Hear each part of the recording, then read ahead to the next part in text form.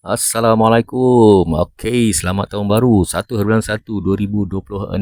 Aku dapat jumpa dengan Brother Joey ni pada 31 hari bulan 12 2025 bertempat di Uptown Section 24 Shah Alam. Okey, setiap kali di majlis sambutan tahun baru ataupun kemerdekaan, pihak staf PKNS di Uptown akan memanggil Brother Joey ni selaku pengacara majlis. Jadi kesempatan itu aku pun dapat berjumpa dengan beliau, memandangkan aku juga terlibat secara langsung untuk menyediakan makanan kepada para tetamu VIP yang menyaksikan persembahan setiap kali berlangsungnya majlis sambutan tahun baru ataupun majlis sambutan kemerdekaan.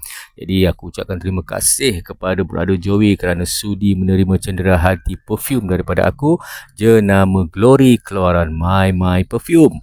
Okey, yang paling best kat sini adalah pada hari tersebut, pada petang 31 hari bulan tu, Brother Joey merupakan aku punya subscribers YT yang ke-991 dan akhirnya pada hari itu juga penutup tahun 2025 aku berjaya mencapai target aku untuk mendapatkan 1000 subscribers dalam melalui aku punya YT. Terima kasihlah kepada korang yang menyokong aku. Jadi aku harap untuk tahun 2026 ini menjadi satu sinar kepada kita semua, dan insya-Allah juga aku mohon agar bisnes aku khasnya melalui penjualan perfume keluaran Mama Perfume akan berkembang dengan baik.